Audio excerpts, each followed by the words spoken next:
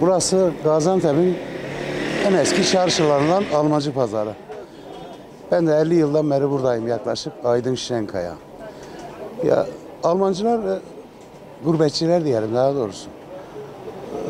Fena değil. Geçen senelere göre %60, %70 var yani. %20-30 bir eksilme var. Yine de çok şükür fena değil.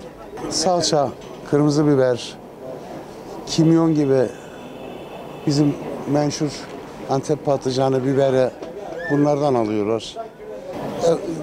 Baharat ağırlıklı diyelim genelde aldıkları. Benim ismim Fatih Özsefil. Biz burada bir asırdan beri buradayız. Dededen toruna. Biz 4. kuşağız. Yani şimdi biz duruyoruz. Her şey sırasıyla. Almancılar gelmesi, eski Almancılar yok yani. Piyasa durgun. Yine halimize şükürler olsun diyelim. Zaten fiyatların hepsi uçmuş durumda. 3-4 kat oldu fiyatlar. Geldiklerinde de ne alıyorlar? Yeni mahsul dolmalar çıktı, patlıcanlar çıktı. Yöresel ürünler alıyorlar. Salça olsun, pul biber olsun, nar eşkisi olsun.